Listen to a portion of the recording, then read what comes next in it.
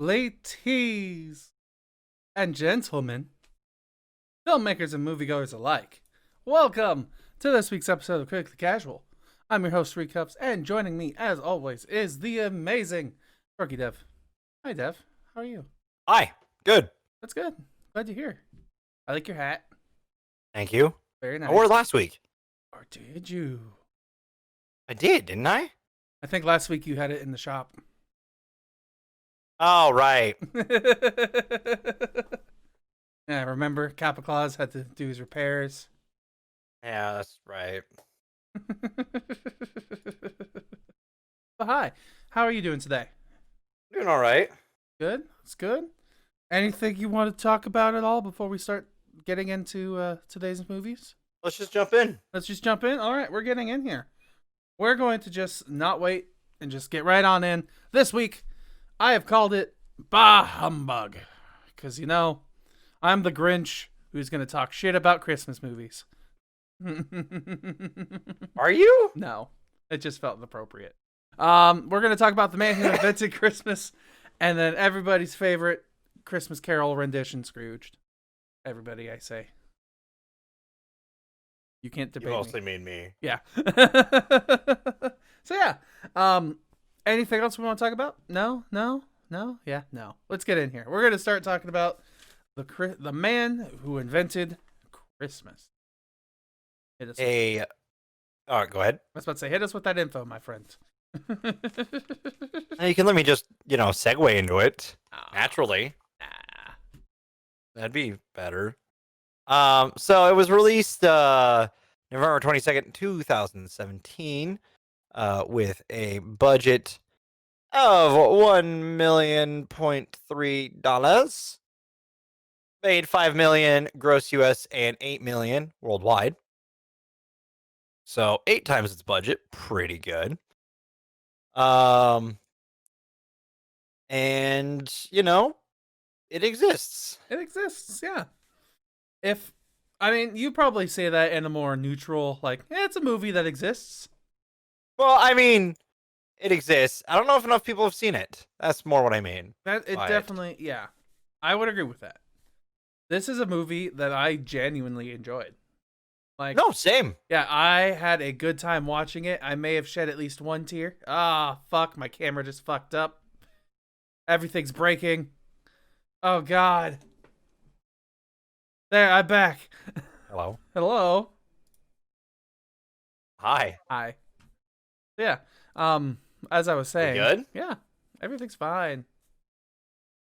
Is there a delay now? I don't think so.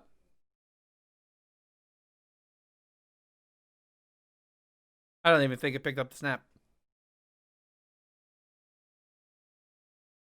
Say words. Words. No delay. I was about to say, it's not picking you up doing this. Well, okay, I was more saying, because it sounded like the way you were reacting to what I was saying was so later, by seconds. I didn't even know you were saying anything because my mic and everything messed up. No. I'm talking about after you came back. Oh. I didn't hear seconds at all. It was instant for me. No, but I'm saying, the way you reacted to it took time. I had said, I can't remember what I said now. I was about to say, I probably never heard that. No, I said something, but you answered it. Oh, okay. I have no idea. We're just lost. Everything's confusion. Let's just move on. Let's move on. Yeah. I just said that. God. So, Man Who Invented Christmas. I genuinely enjoyed this movie. I liked it a lot. I shed a tear at least once, like I said, watching this movie. And it's definitely one I'm going to recommend to people. I think it's something it's definitely not quite a Christmas movie. Or at all a Christmas movie. For that matter. It's a Christmas movie. I think it's very much a Christmas movie. It may not take place on Christmas. Doesn't mean that doesn't make it a Christmas movie. There's this debate that goes on a lot in movies, and I kind of change sides on it often, where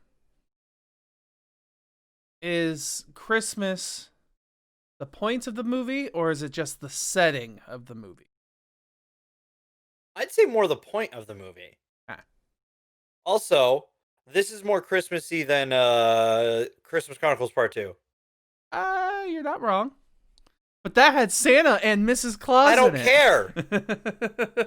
This is more Christmas in the sense of the spirit of Christmas. I will give you that, yes. That's why it's called The Man Who Invented Christmas. This is more a Christmas movie, Okay. in my book, than those two movies. Even the Santa Claus movies are less Christmas movies than this. Mm-hmm. And the main character is fucking Santa. I'm saying. No, I hear you. I can appreciate that. This one, Charles Dickens is the fucking main character, and guess what? It works. It does. I obviously it's a dramatization.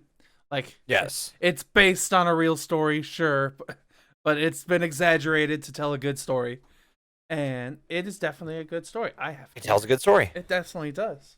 Thank you, Pops. Burgers. No special look this time. What? We're trying to put on a show, sir. The studio is supposed to be muted. Doesn't work at this studio. Yeah, I know. The mute button doesn't work. But yeah, for me. smart ass. Yeah, I know. No, this is more a Christmas movie than anything we've watched before on this show for Christmas. Mm-hmm. Debatably more than The Grinch, but The Grinch is a curious one based off of how it is, because it is kind of the Christmas Carol, but retooled for kids. Yeah. Despite the Christmas Carol being for kids. Mm-hmm. But still works. But I would almost debate this as being more Christmas oriented, because the way the Dan Stephen plays Charles Dickens. Mm-hmm. That's what it comes down to a lot. It's just Charles Dickens as a character is encapsulating. Absolutely. I love it. He can definitely draw you in and take you on a journey. You believe what's happening 100%. All the actors, I think, knock it out of the park. Especially Dan Stevens as Charles Dickens. I especially like their use of like parallels, because as you said, it's supposed to be a real life how he got to the story, and there's parallels between his life in the moment and the actual story itself, and it's really cool. I enjoyed it. It also apparently has one of my new favorite quotes of all time, which is, "No one is useless in this world who lightens the burden of another." I really like that quote. Yeah, I think it's very nice and heartfelt, and it'd be very meaningful. I agree. Especially because it's all about, like you said, the movie, like, it's very Christmassy. It's about coming together and being kind and generous and loving. So, sure, I'll give it a Christmas point. I'm just kidding. Motherfucker wasn't up to you. I know. Things I want to talk about are honestly,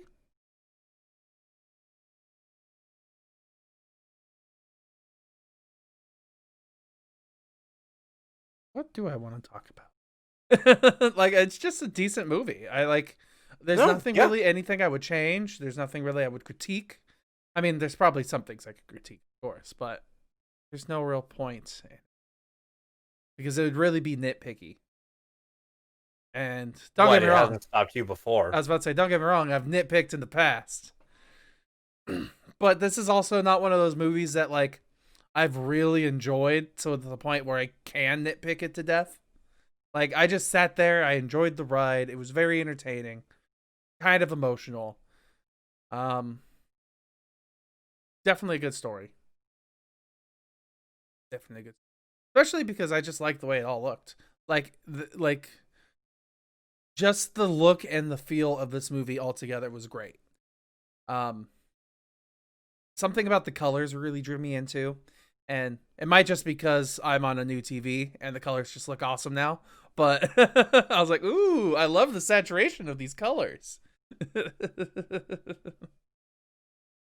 Yeah. No, I agree. It's really well done. I think all the characters work in it. Oh, The dramatization works. Mhm. Go ahead. There's one thing that I thought of. I did enjoy this movie a lot, but I also feel like there was one thing that like it kept popping up into my mind, which just this kind of felt like I was back in college again. I felt like I was listening to somebody analyzing A Christmas Carol. And be like, so this is A Christmas Carol and this is all the metaphors and everything that's going on. But then they turn that into a movie. And I'm not saying it's wrong, it's not saying it's bad, but that's definitely something it reminded me of. Like to the point where So you're saying you don't like this movie? What the fuck, Steven? Yeah, exactly. I hate it. It's awful. It reminds me of the stress of college. Anyways. But yeah, especially the one part that really made me think about it and that got me really thinking, honestly, it was when we learned about Mr. Marley. And he's like, Yeah. and he literally goes into the definition of why he has his chains. Like, yeah, all right. And then they do it again later on. And yeah, it's all right. It's good. It's fine. It's just something that I thought of. All right. Oh, it's good. Anything else you want to say about this movie? No, I really enjoyed it. I genuinely was surprised by this movie. I expected no offense. I expected a snore fest. Yeah, another shit movie from Steven. Yeah, kinda. That's kinda how I go into some of the ones you've picked. It's kinda how I have to at this point. Understandable. Um Sorry, I want us to experience a wide range of films. Yeah, but sometimes you pick shit after shit after shit, and it's rough, bud. It's really rough. Mind you, sometimes I pick shit, and then surrounded by the shit you picked, it just multiplies. But sometimes my shit is well in advance known that it was gonna be shit. And for us, mine is just like silent but deadly. It's like, oh fuck, where did that come from? Oh no, it's that it's a surprise shit. It's a shart. Yeah. You're just walking down the road and suddenly it's like, ooh, whoops. So with your movies, don't make me watch the birds. At this point, I have to prepare for it to just be shit. This one was not one of them. This was a really enjoyable film. I was really touched by it, and honestly, it's probably going to be added to my Christmas list of movies that I will maybe watch every year. I emphasize that maybe because I don't always watch Christmas movies every year. Let's say this year you don't have time when you're passing out, right? Shut up. Fucker. Sorry. I won't mention it again. You tried doing what I've been doing the last fucking month. I don't even stream once a month. I know. You get that maybe plus work. I work 40 hours a week, come home, do 2 podcasts, and have been streaming every day for minimum 2 hours, except for last night. And even then, I pushed it. I helped. I noticed.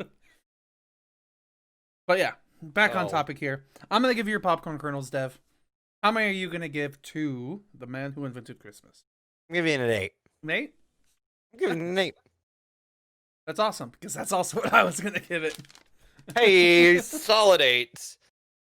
Ooh, we both agree. This is a movie you guys should watch. Yes, 100%. Like, honestly, I'm adding this to my Christmas list, and it'll probably be... It's on the list with Scrooged and Christmas Story for Christmas movies that I genuinely enjoy. Nice. Very good. I found something that Dev likes. Yay. It honestly, you want to know what it caused me to do? This movie and next movie has caused me to feel like every year we should do 2 different Christmas carols until we run out. Or this podcast dies. And we get bored of doing it. Because that's the only way this ends. Probably at this point.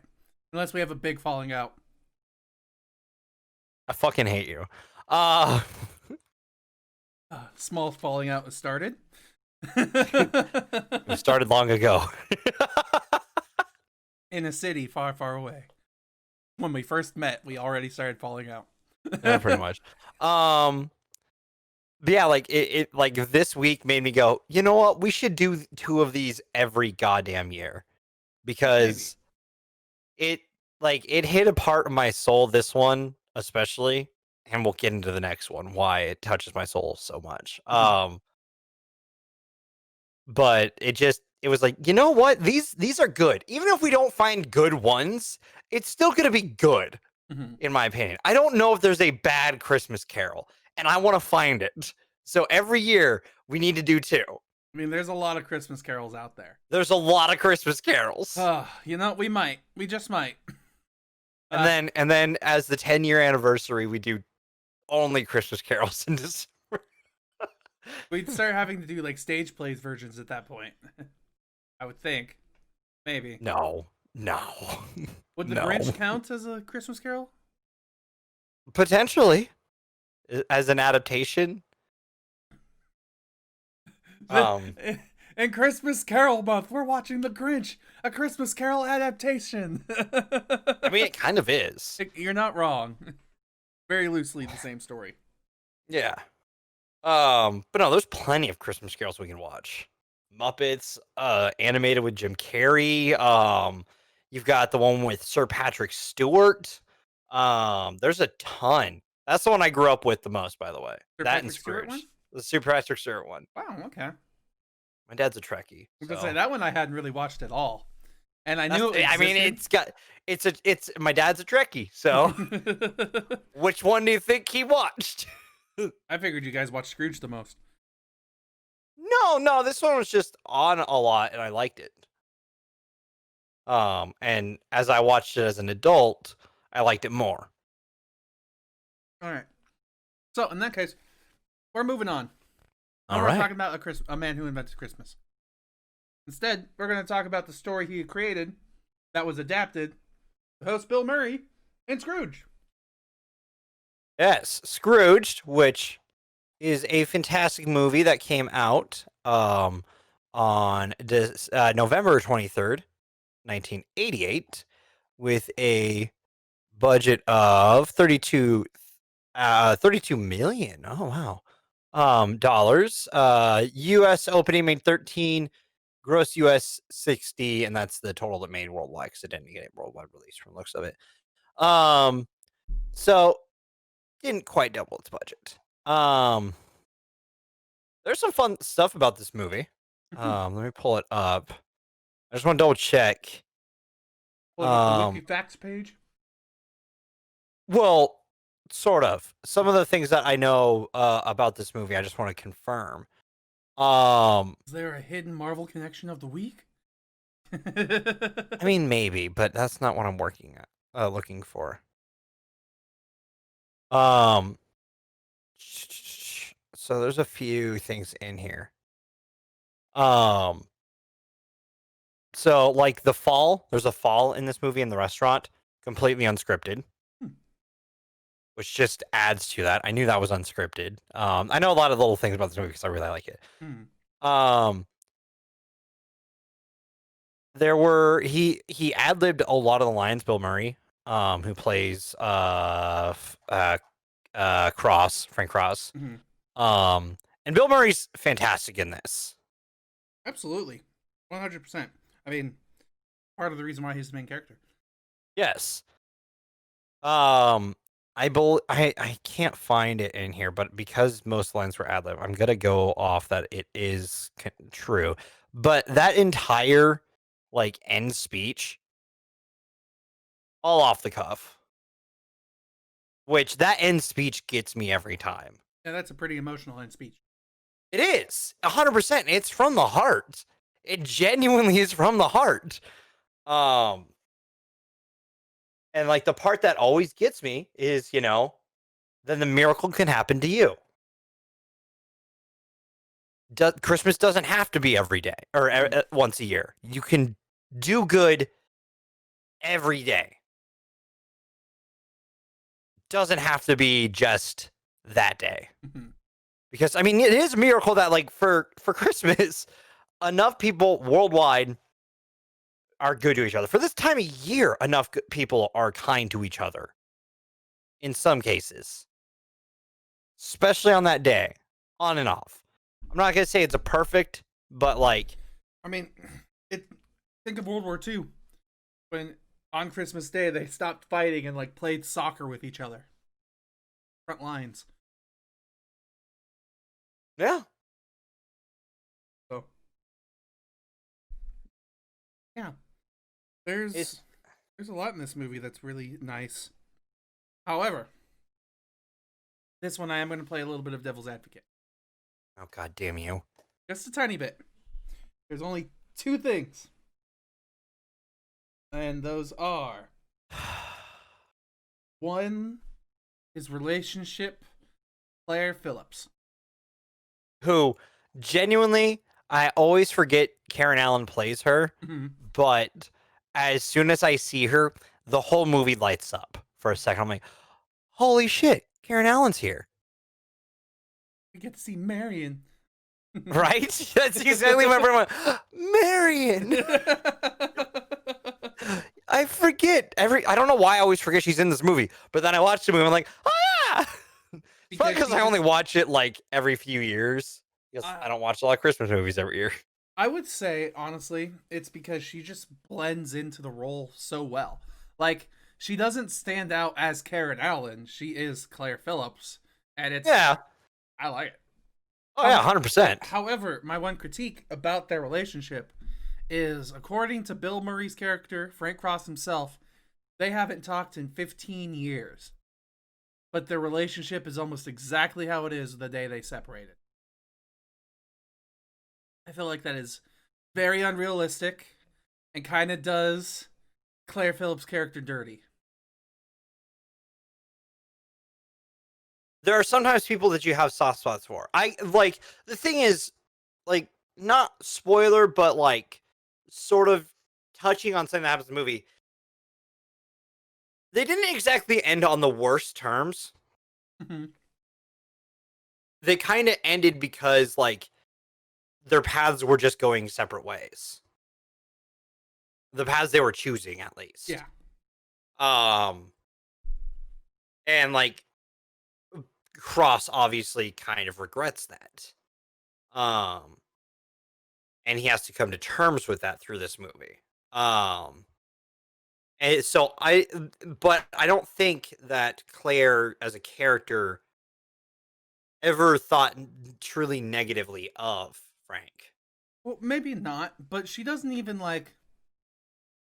I almost treat it like last week's movies, of Christmas Chronicle 2, or no, the original Christmas Chronicle, where the police officer gets back together with his ex-wife on Christmas because Santa's like, "Hey, I'm Santa, and I can I can mind control ladies to make them love you."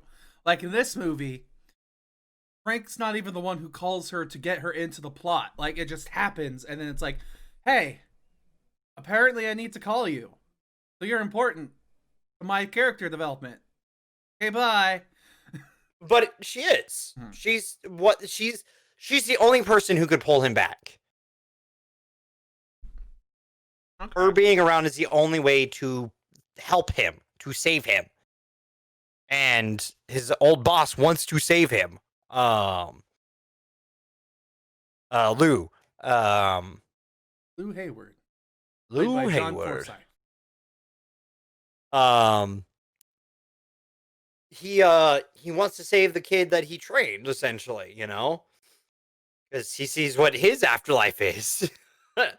So, Just a I mean, zombie with a rat in his head. yeah, pretty much. So he wants to keep him from ending up like that. So what's the one person that Lou knows would be the one to save Frank? Claire. They established that they know of each other.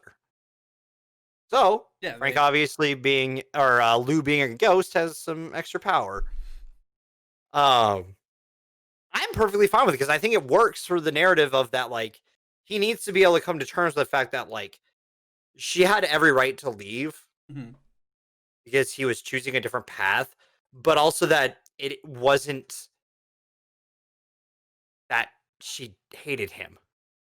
Oh yeah, it's just they kind of just didn't go together to dinner one night, and then Kind of fell out. yeah, I mean, that happens. yeah. But still, 15 years went by. Like I I mean, if you're understand. both, but okay, she went there originally as a friend. They're both still single. There's obviously still feelings. Can you remind me? Only because I didn't pay that much attention. Their second meeting at the place where she works. Did she initiate the first kiss or did he? I think it was mutual. Okay. I'm going to assume that for the benefit of your side of the argument. Because I feel like if she was the one who initiated the kiss and she was the one who's just like, oh God, I've missed you. I love you. Let's do this. Like, I feel like it's not the best character. Like, best for a female character, at least. I mean, it's 1980s, so it's understandable. Like, she's. Well, also, I don't think the kiss was a romantic kiss at that moment. In the nose to nose press, followed by. You're talking about in the shelter? When she's right before she's asked to leave, help with something, right before they get in another argument. They're literally like face to face, their noses are touching, and she's like, like almost pining over him to me. Well, I mean, they loved each other. Those feelings sometimes don't go away after 15 years, Steven. In what? Steve. You might love Christmas, but you must be shite at Valentine's. I mean, I am like 8 years single at this point. I'm making a joke off of that, but yes, like, I'm more pointing out that, like, after 15 years, both being single, probably saw some people in between, but nothing major, obviously. And like, they were kind of they were lovers. They loved each other. Like, it was genuine love. Like, I love the acting during the flashback with the Ghost of Christmas Past. I love those because you genuinely their chemistry together is disgusting, and I love it. Mhm. Yeah, especially towards the end, I was like, "Oh, you can stop role playing that she's a dog now." But that is so cutesy romantic. I hate it. Mm. It's so good. Like, fuck. That's good. That's good acting. Like, they genuinely felt like a couple in those scenes. So like, I don't know, it's one of those things that I think, like, like, right time, stuff like that. And yeah, movie got a movie a little, okay? Mm. Good movie, fuck you. Yeah, which leads me to part 2. God damn it. um, our character development happens fairly moderately throughout the movie. Like, I wouldn't say it's rushed in any means until the very end. Because I feel like the segment with the Ghost of Christmas Yet to Come, or the Ghost of Christmas Future, I feel like that segment is a little quick in comparison to the others, of course. Like, it's literally feels like I kind of have the same argument in both The Man Who Invented Christmas and just like the Christmas Carol story altogether.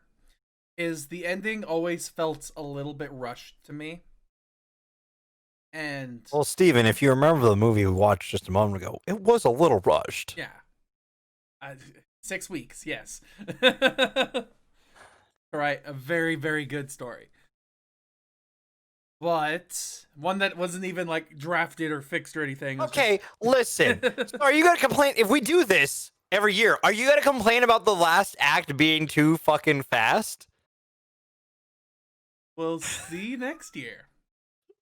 because you're gonna have a problem with every version of these. Probably, Because yeah. it's always quick. It is. It's just how it's written. It's a very quick, like, but what happens in the final act? If you don't know what happens in the Christmas Carol, I'm sorry. What the fuck? Yeah. Like, I This don't want to one's the get only one too that I detailed think spoilers. slightly deviates from the most of the book. Does that make sense? Mhm. Because it takes a little bit more liberty. Doesn't all happen in one night, stuff like that. But like, you know, the thing that gets shown to Scrooge that he's like, oh shit. Oh, but I don't want this. Yeah, I feel like that's the part that really brings in the most conflict with me. It's because yes, I don't want this. Yes, that is true.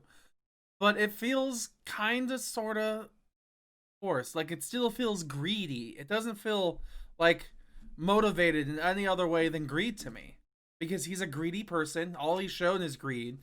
And when you see the outcome, it's just like, well, this isn't Why not open a person's heart up with what they're good at? I mean, it works. You're not. It works. How the fuck else would you change a greedy asshole's like perspective? A little slower, maybe. All right, More dialogue. go back to the 1800s, bitch at Charles Dickens, be like, hey, this is how you're gonna write the last act. Fix it. Make it longer. Just slightly. I know you're rushed, and apparently you have 1 hour to get this to the printing press from right now. But sir, I call bullshit on you, and you know this. I know. Cause how do you enjoy any of these then? Like any movie ever? Oh no, not at No, all. Christmas. I mean Christmas carols, you asshole. Yes, I do. But like I said it as I was explaining. I kind of have just. It feels like sometimes the movie will get it to where it doesn't feel like he's being a greedy asshole. And other times he like this one, I'm right on the edge of him not being a greedy asshole. It's not until the speech, right towards the very end, where he starts to tear up and stuff when I actually feel like he's genuine. Well, it's because it's being genuine. It's genuinely Bill Murray giving an off-the-cuff speech about the spirit of Christmas. Exactly. And it's so good. Yeah, it's not until that moment when I feel like the switch is genuine. It's but it's so until that point I'm like, will he, won't he, is he not, like, what's going on? And I've always felt that way about some Christmas Carol movie. It's just Wait till we dig to the Disney one with Scrooge McDuck being Scrooge. I'm being serious. We're gonna hit the whole fucking docket. I want to so bad after this year. Yeah, we'll see how you feel in a year. No, hell yeah, dude. Because it's only once a year that we'll watch them. Oh, We can even spin a wheel with all of them on it and see which two we get. Leave it up to chance. I know you like wheels and everything. No, I don't, because sometimes they're shit. They don't like me, the wheels. Good luck with those. Don't go gambling. Never go. Now to he's like, Jeopardy. I can't play roulette. I can do slots, weirdly enough, which is a kind of wheel. It's a rigged wheel too, with that. But slots aren't that bad. All right. Anything else we want to talk about before we go into spoilers? Just how much I genuinely love this movie. Like, for real, this movie is just, it's kooky. It's all over the goddamn place sometimes. Yeah, one of the things I genuinely love too is like the comedy isn't absurdly in your face. Like, nah, dude. a lot of it's subtle and charming, and I mean some of it is very, very obnoxious. But I think one of my favorite moments is probably the freaking like, look at this holiday party. Everyone's having a great time with the office holiday, and there's just this chick printing photos of her ass. Like, One of mine is the Ghost of Christmas Present.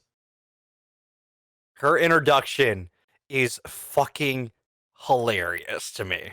she is something that I kind of am conflicted on myself, actually, because I love her and I hate her. Like, she's one of the most outrageous parts of this film, and like it's not out of place. It isn't because it's Bill Murray and everything that's working is working.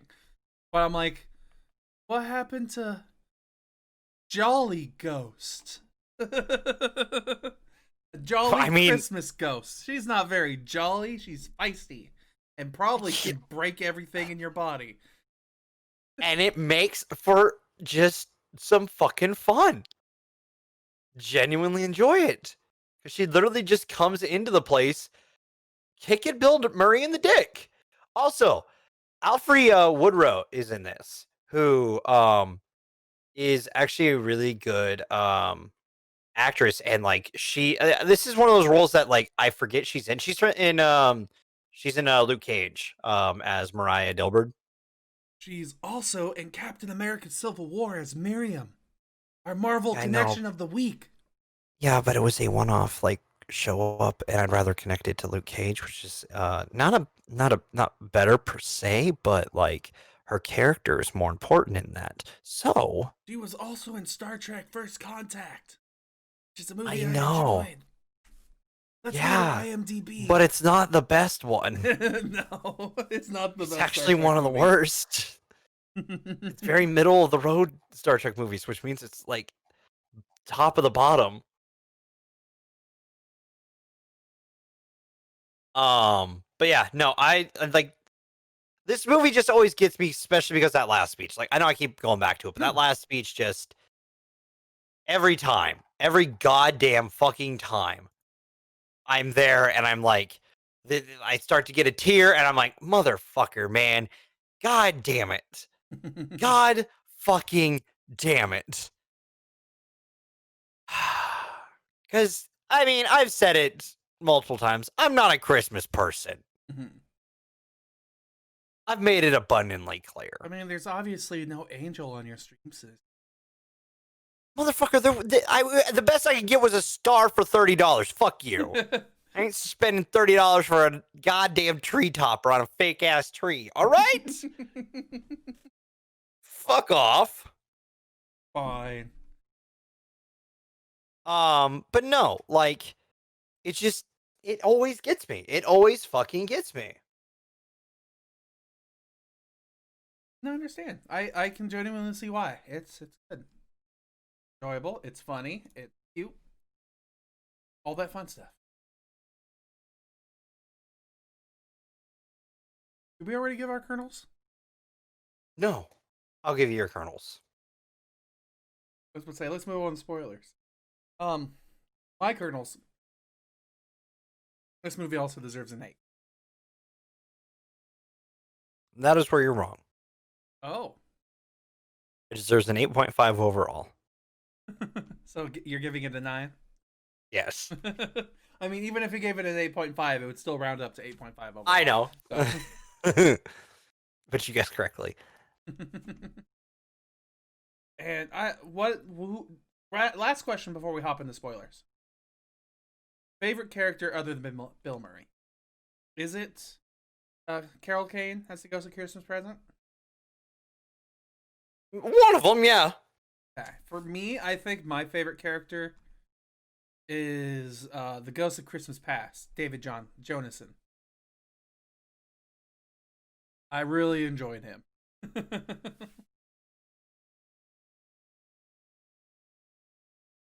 Oh, yeah. Yeah. All right, Mr. Sound Effects. Sorry, I'm trying to fix something. Trying to Why fix the isn't board. this? Uh-huh. Let me know when you're ready so I can press the button. I mean, we might as well just go. All right, do a voice effect or something. Let's get ready to spoiler!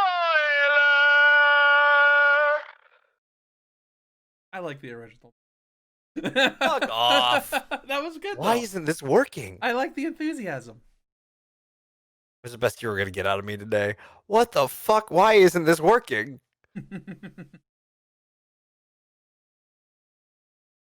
I'm being genuine. Like, this should, what? Should work. Oh, my ear just Should be started working. ringing. My what? My ear just started ringing. I think it was from Oh. your spoiler. I'm just kidding. Potentially. It was a little different. Software update? Is there an update? Drivers are up Ruh-roh. to date. So Why isn't it let's talk working? about Scrooged. Things I'm going to talk about. I love, like I said, I love the subtle comedy. I thought it was hilarious. Notes that I wrote down are the sewer being, "Where am I? Trump Towers." Oh no, that was good. Yeah, that was great. I thought that was hilarious. Um, Weirdly timely too. Absolutely. I thought it was hilarious that he was humanitarian of the year, being this greedy, stingy asshole. I enjoyed Elliot Loudermilk, like the stumbling, bumbling man. Oh yeah, yes, Yeah, 100%. seeing him pop Honey, I'm home. up, yeah, just over and over again. Santa Hey, Claus is coming. you bastard! Like that was great, especially when he Oh no, at the ending there. Him, oh, that was just a warning shot. Imagine what happened if I actually ended you. yeah. It's like, and that was just me shooting at innocent That glass. was just a warning shot. I don't remember. I didn't realize I could do the impression. I'm not bad at that. Like, I don't know what else the day ended with because My I wife just got drunk. left me. She took a daughter. Oof. I think you're a little too deep, but I like it still. Impressions. That's exactly what they are. Not quite right. It's the best I can do. I'm sorry, Mr. Cross. Now you're I'm a sounding. little intoxicated. Now you're just kind of reminding me of like a really obnoxious character from like Loudmouth or one of those really bad cartoons. Maybe. But yeah, no, it's one of those just this movie's good. This movie's good. Go watch it. Please. Please go watch it. I want more people to talk to about it. Absolutely. Mhm. One thing that I felt was super appropriate too. Like I love the commentary on the animal television. Like, yo, I'm the board of this channel, and you're the president of production. And I want you to make a show marketed towards animals, cats and dogs. 20 years, that's where it's gonna be all the right. Like, and now I'm imagining. My dog sat on the couch and watched TV. Yeah, I was about to say. Now I'm imagining 40 years later, where sometimes I think my cat actually just sit there and watch TV with me. So, well, someone's a genius. Not wrong. Not wrong. So yeah. I got nothing else really to spoil on this. Oh, did you notice? What's her name? She is from the Goonies. Um, and where is she? And Anne Ramsey. Anne Ramsey. She's from the Goonies. She's the old woman from the Goonies, or Throw Mama Off the Train. I don't know if you watched that movie. It's also I a good have movie. watched the Goonies, yeah. Well, I'm talking about Throw Mama Off the Oh, Train. I've not watched that one. Okay. But she was one of the old women in the shelter. Mm-hmm. Mm-hmm. So Interesting. I saw her. I'm like, is that her? Is that Mama from the train?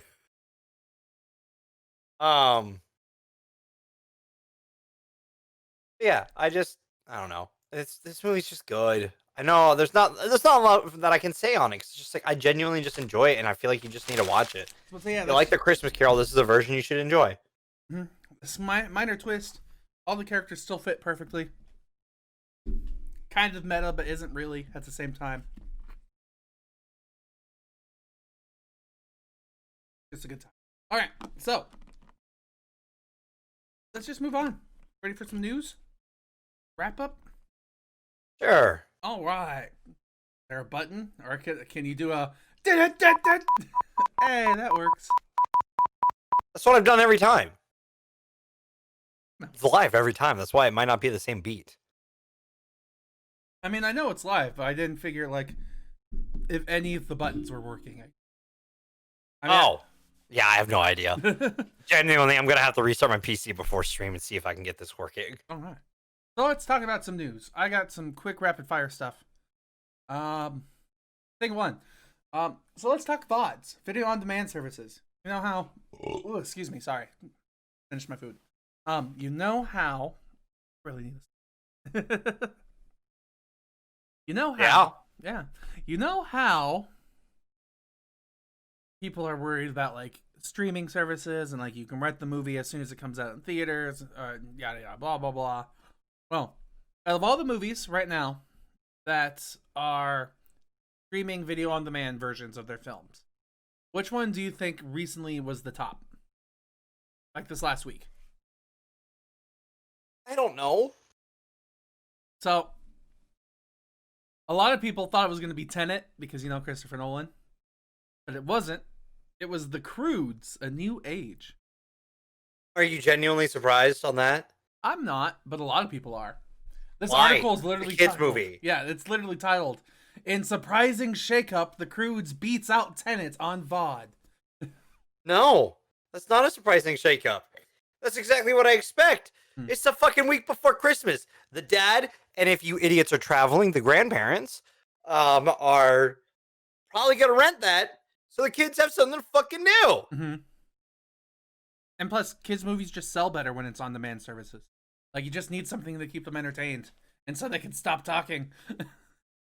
Just focus for a little bit, please, so I can take your picture. Sorry, I flashed back to work. So yeah, No, that's not shocking at all to me, especially after World Tour. Trolls World Tour being like the top selling of all time so far. Not surprising. Yeah, not surprising, but it makes sense. I thought so too, but I just wanted to pop that up because people are like, "Oh, a kids movie? What?" Okay.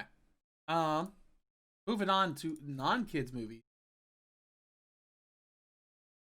David Gordon Green, somebody that it doesn't really matter to me, honestly. But he's the one who rebooted the Halloween franchise, the most recent Halloween sequel. Yep. He's going to be directing a sequel for The Exorcist for Blumhouse.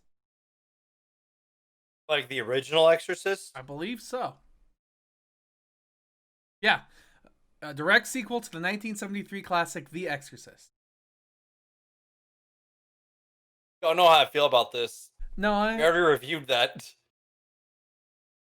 Yeah, so we'll have to watch it with something else, some other exorcism movie. I don't want to watch the sequel, Steven! I don't wanna!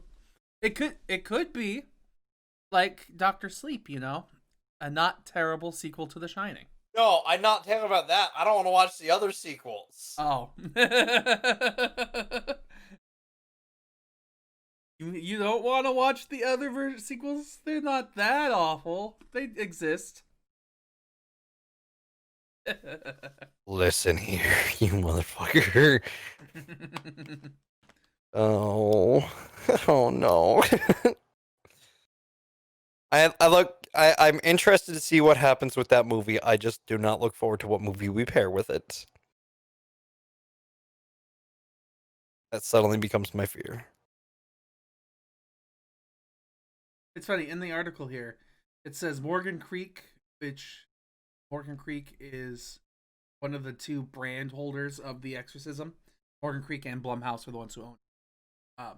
But Morgan Creek, the company, said that they were never 5 years ago that they would never attempt to remake the movie, but they had no such promises about the possibility of continuing the story's film. And in 2017, they expressed a desire to continue off the original creator's stories.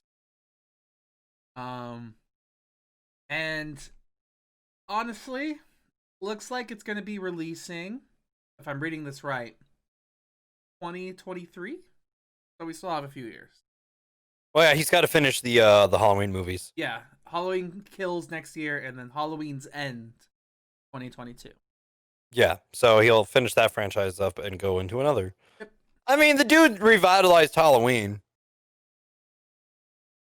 For the most part, I thought we gave that movie fairly middling reviews, though. Like, it I was. think we give it middling reviews compared, because I mean, we kind of compared it a lot to the original, which is really good. Hindsight, I think we were harsher on that movie than we should have been. All right. I mean, it's me we're talking about here.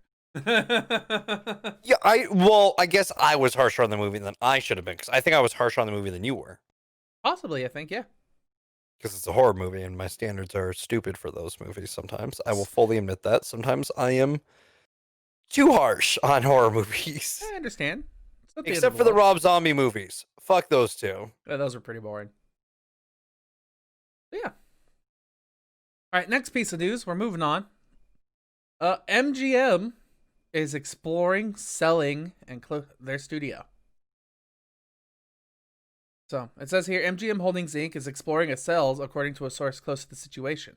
The studio believes its library of content, which includes co-ownership of the James Bond franchise, would be desirables for companies looking to expand their streaming sectors.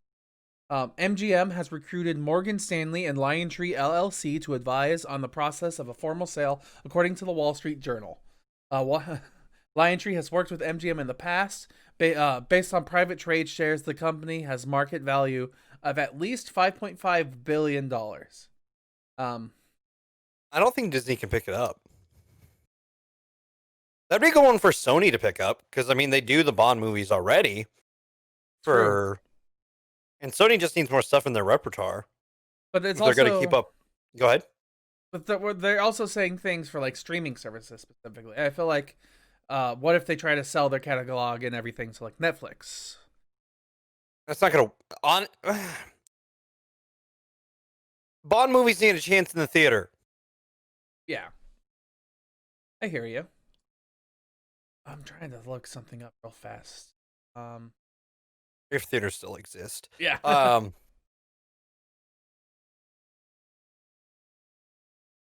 don't know. I don't know how I feel about it. Because also, that would that mean that the logo wouldn't be there either anymore? Because it's been on in all of the Bond films. Depending on who bought it, they would make that choice of just either litigating the studio into their own, like just merging it and dissolving of the studio name and just making it them, or do what happened with Fox, now 21st Century Studios. That could work. I'm trying to think of other companies that might be willing to buy it, because honestly, the only one that I can think of that's like into media would either be Sony or Netflix or Disney. Netflix, Universal. maybe. Universal. I mean, they've been putting their movies on. They did World Tour. They're willing to put things on streaming. And they have money. They have two of the biggest franchises right now. Transformers and Fast and Furious. I guess that's a money press right there. Those two. Plus, they have the Jurassic World series. Oh yeah, Jurassic Park. Holy shit! Yeah, that is Universal. Oh yeah, And no, that's Jaws. a lot of money. Well, I don't know if they really do anything with Jaws. Not really. I mean, Universal Studios, but no, wait. Yeah, Jaws Shark was donated recently. I did hear that story. So, doesn't the Jaws ride like always break down too and stuff? yeah, that's probably why they ended up donating the shark. But like, I mean, they have some of the biggest franchises, so they could compete for it. Sony also, maybe Netflix, maybe Amazon, maybe. Oh, Warner too. I didn't even think about Warner. I was about to say, yeah, Warner was one I was looking at, but I don't think Warner would do it. They have a lot on their plate already. And I don't know if them taking that up would also make it like, I don't know, would because I don't know if Disney and Warner could pick anyone else up and not be a monopoly. Because movie studio wise, in most of the world, we already live in an oligopoly, where it's like a few it's like there's a few places that you get things. Like there are 3 major studios that most of the movies come from. If that makes sense. Like you got Universal, Disney, Warner, and their subsidiaries. Hmm. And then you have like smaller ones, but for the most part, most movies are going to come from them. It's the same thing like with food industry. Like there's 6 brands of food that you technically buy. You may not know it because they're all subgroups inside that, but if you buy anything like food based at a store, you're buying from pretty much 6 different companies. Hmm. I'm looking at a bunch of different stuff that I didn't know Disney owned. There's this little chart of things. Like, did you know they owned GoPro? I didn't. On what? Disney owns GoPro. Not surprised. I had no They idea. probably use that shit for their rides. Probably, yeah. Yeah, they owe that. Like, there's a lot of stuff on here though. Oh, what's this? Buena Vista Construction Company. Makes sense. They need a company for all the construction they do there. Parks. They own a firework company. I just don't know which one it is.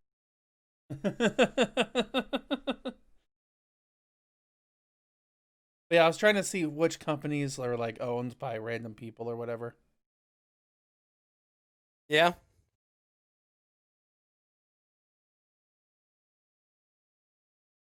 Like, it's interesting though because I never thought another one of these big studios would think about just selling out because MGM also owns The Hobbit. Like, Well, then maybe they go to. Well, yeah, but they don't own Lord of the Rings, right? I don't believe so now. Yeah, because that's one. So that's one of the weird like things that happened during the Hobbit. Because like in order to do the Hobbit movies when that came out, there was a. Sorry, They also own the watch Terminator. here. Listen, just watch Lindsay Ellis's video on the Hobbits, Mhm. and you'll understand what I'm trying to get at. Ah. Look it up. It explains a lot of why that them owning the Hobbit rights added so much more so many more issues to the production of that movie that movie series. And it's probably why we ended up with 3 movies instead of 2. 2 would have been better. Probably no White Dwarf in that case, or White Orc in that case either. Is that a bad thing? Right? Is it? Not really, no. But they own Terminator too. Yeah, they own Terminator as well. Maybe someone can come in and save that franchise because it is dead. It is. It is. You poke it with a stick, it's not moving. Dead now. After what has happened to that franchise, my God, like, and we still have some of the movies to review in that. You know, honestly thinking about this, Warner Media might actually buy MGM. Especially because they own HBO and now HBO Max. So, happening. What movies does MGM have on its docket? Can you see that?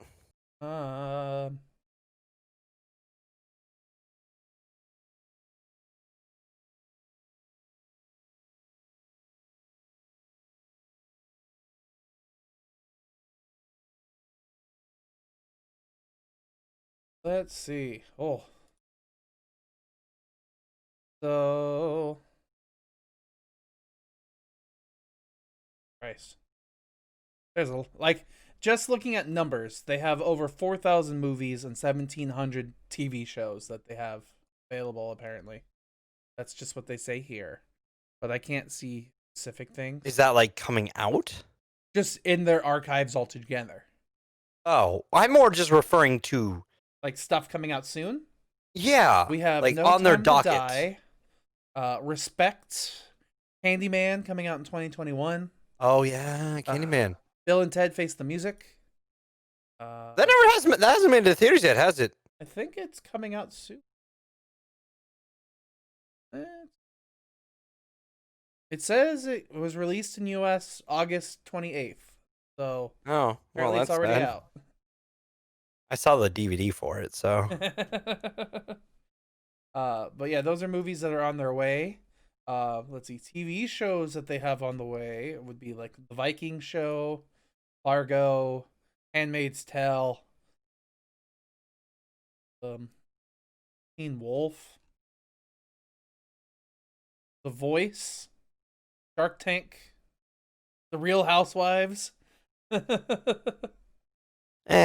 mean, TV doesn't matter too much to what we do. Let's see. Franchises that they own include Rocky, The Handmaid's Tale, The Pink Panther, Stargate, RoboCop.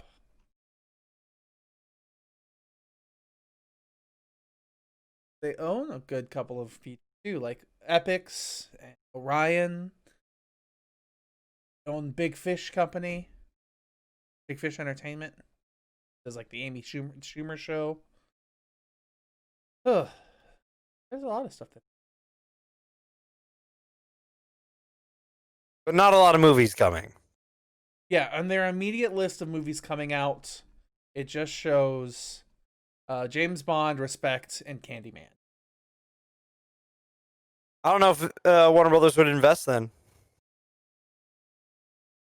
Not Because even it on wouldn't James have an Bond? immediate turnaround for them. Other than Bond. The Yeah, other two, probably- some, but not compared. Yeah. Not enough to get the subscriptions they would be looking for that. Like I could Um, see them trying to take something though and making it better. Like I could see them doing another Rocky or like Creed movie. Well, Or- there's already plans for Creed 3. and then maybe doing another RoboCop. Well, yeah, I can see that, but that's down the line. Like, I'm talking about investment now, Yeah, which is instant what like I don't think a company needs instant payback though. Like they don't. currently they do.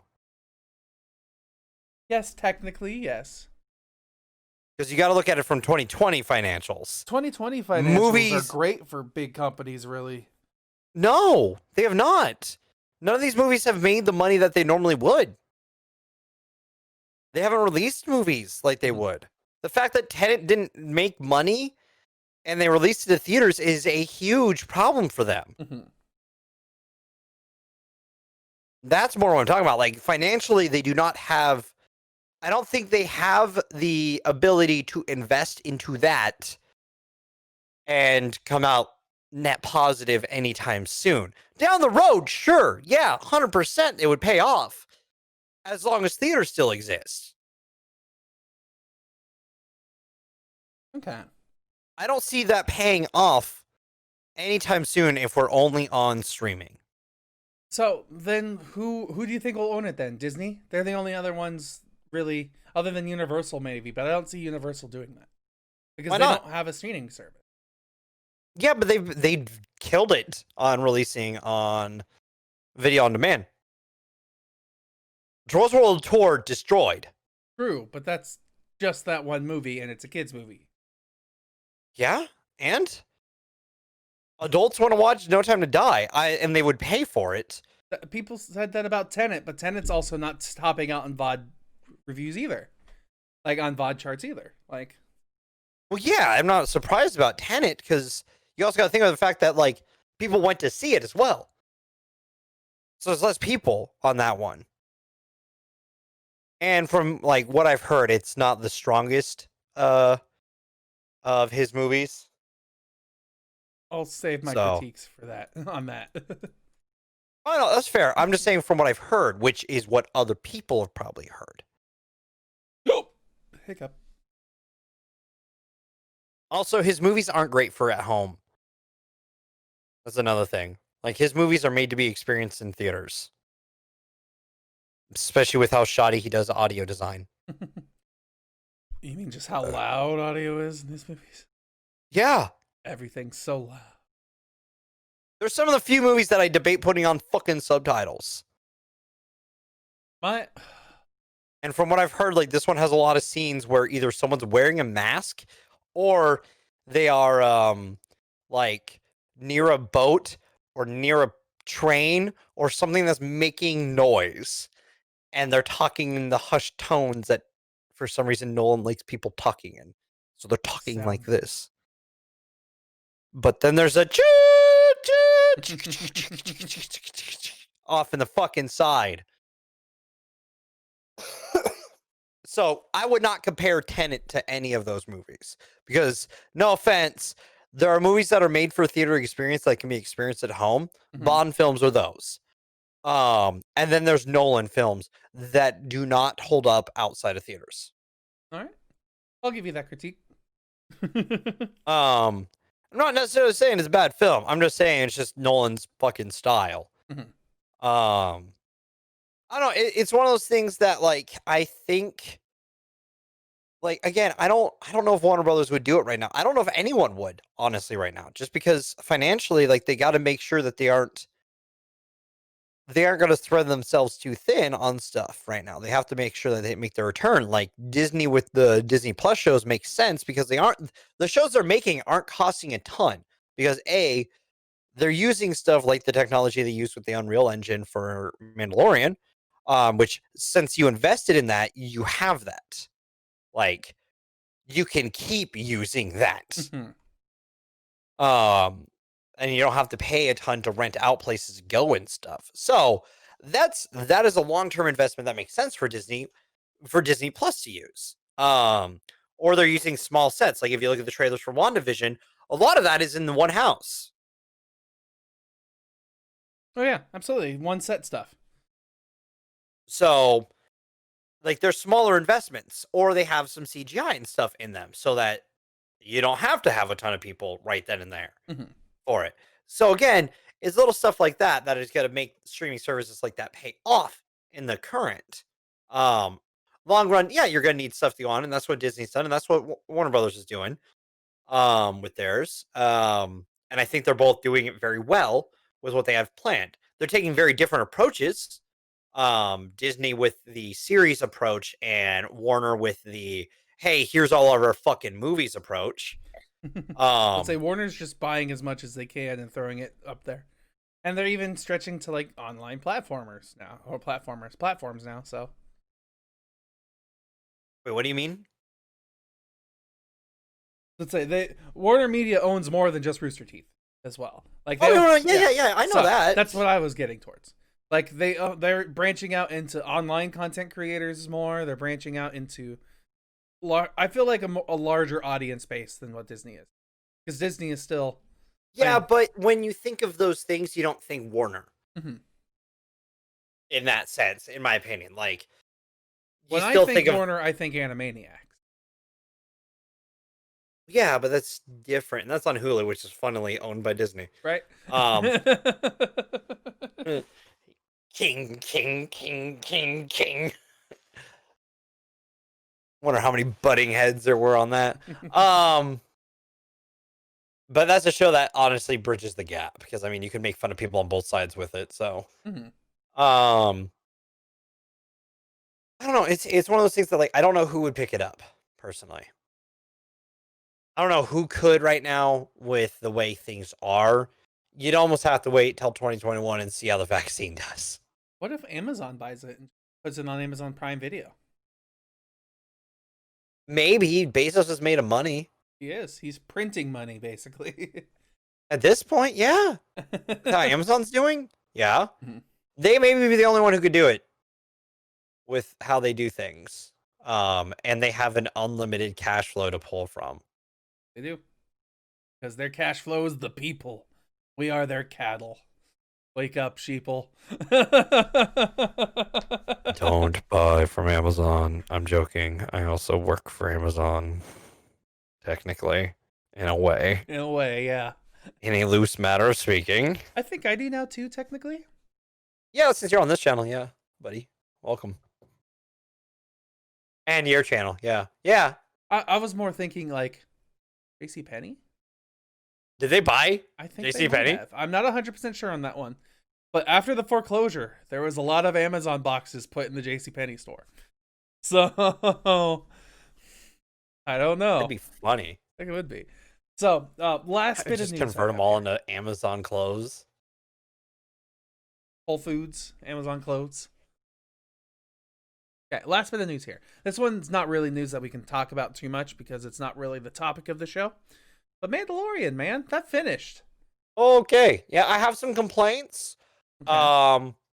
They did confirm that the end credit is going to be its own show. Mm-hmm. Which was one of my complaints that I was like, is this or this? So that answer is created. So now we know what it is. Um, and I'm kind of okay with that being the answer. Some shoddy CGI bothered me some. I know a lot of people are like, "Oh, it was pretty good." I'm like, "Yeah, it was pretty good," but there were moments where my illusion was completely broken, and I ain't okay with that. Um, but at the same time, the moment they show up, from that point on, my child brain went, "It's them." um, But then it keeps doing the thing where, well, maybe it's not them, and then it shows you one more hint yeah. that it is them. I'm like, It's oh, yeah. well, oh, Well, yeah. No. Yeah. oh, Yeah. oh, Me and my oh, dad had oh, that oh, debate. oh, Yeah. Like as it was happening, I was like, because I really wanted it. Minor spoiler: who it is, who it is not, is Cal Kestis. I really yeah, wanted that it to wasn't be gonna him. happen. I know. That wasn't gonna I happen, know, but do you know how buddy. cool that would have been if I was right? Because I knew they were leaning too heavily towards the other angle. So I was like, that's not right. That's not that. It can't be him. So The other angle that I was talking about. yeah. Well, I said it wasn't gonna be him. Mhm. But that's what the internet was speculating. I saw it. Oh, 100%. Yeah. And I knew they were wrong. Yeah, I just Because didn't the think moment it'd the be him. Ahsoka show Them. was on, I was like, 100%. It can't be Ezra. Yeah, it's not Ezra. Are you talking about the other one? I don't want to get into too many more. We're already narrowing it down too much. People who know Star Wars, they've said too much. Well, if they know Star Wars, they've already watched it. Shush. It's been a weekend. It's fine. That's the rule. A weekend, yeah, for a show that comes out on Fridays. Maybe we'll talk about that more. Maybe. Just kidding. But one thing I wanted to talk about as well is I might actually have to buy one of those lightsabers because they're going to be releasing a dark saber version. Like the force effects, slow black strip lights up. They're selling a dark saber. I think I have to get it. Wait, really? Yeah. God, I always want to get Obi-Wan's, but a dark saber, my dude, that would look fucking rad. It looks pretty damn cool. I can see pictures of it here. It? I'll send you a link. Put it up on stream so people can see that. Oh, I guess I can put it on stream. I mean, we have a visual media as well. No, it's up on stream right now. Oh my god, I want it. Right? Look at this bad boy on its stand. That's beautiful. Look at the angles and the silver and the black. I actually think that's what I did in my Force Awakens playthrough, or Force Awakens. You know what I'm talking about. And then you can see it with the hilt here, or the blade ignited. Very pretty. I really like it. I wish I know it's impossible to really do, but I wish it had that like the white effect that goes through the blade, that crackles through it. Mm-hmm. They just have it along the spine, but I mean, and that's okay. Given everything, there's not a ton you can do with it. I'll take it. But man, is that rad? That would look so cool. Right, hanging in the back there. Yeah. And they're also selling this one. I'm not as excited for. They're going to be selling helmets. Yeah.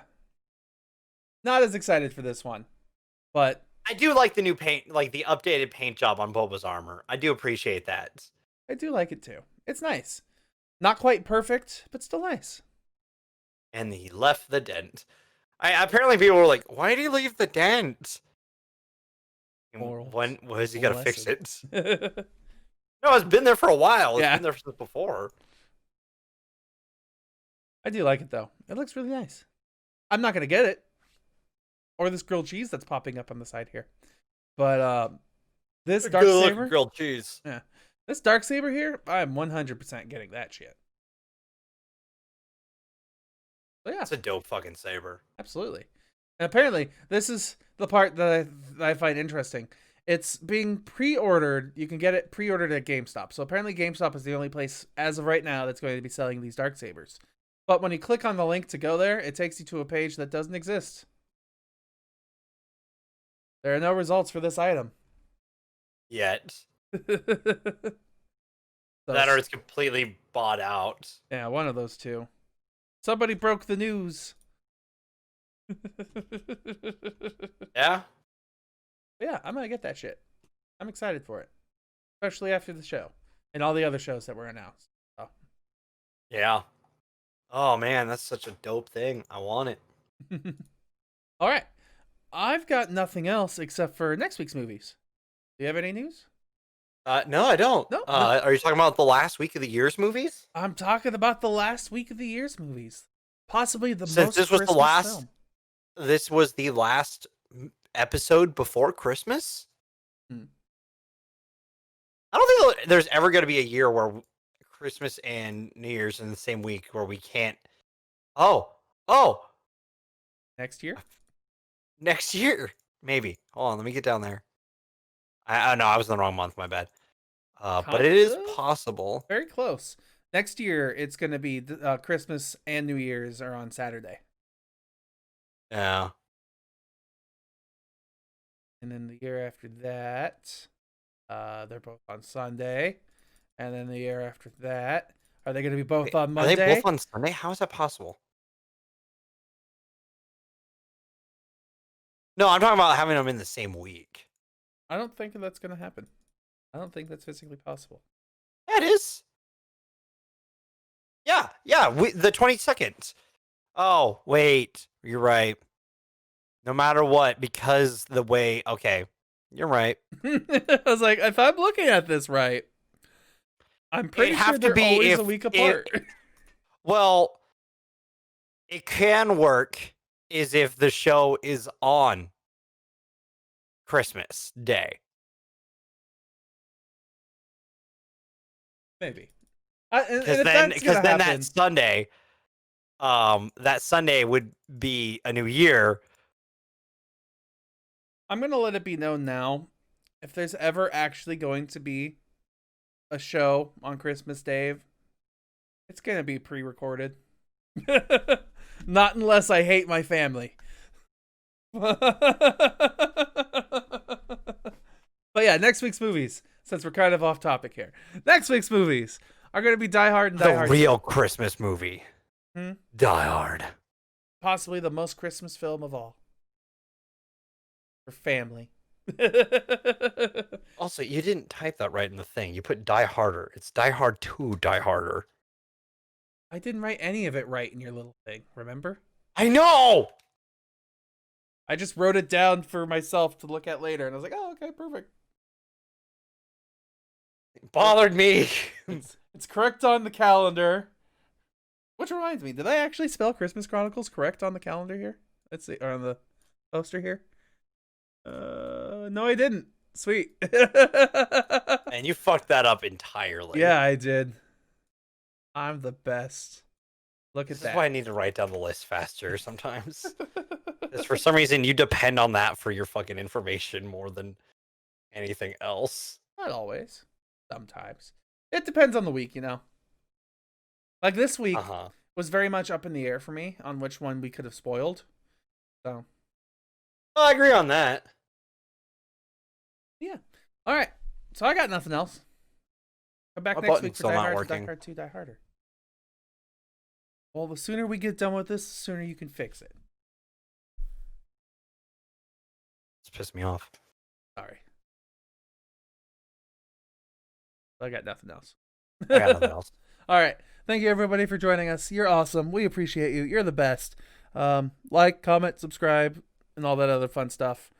And we'll see you guys next week for Die Hard and Die Harder 2. Die Hard and then Die Hard 2, Die Harder. Thank you. Gotta say it right. I apologize. Yes. Till then. Die Hard 2, Die Harder. Until then, we'll see you for Critically Casual 2. Critically More Casual. Bye, guys. critically casualer. It works.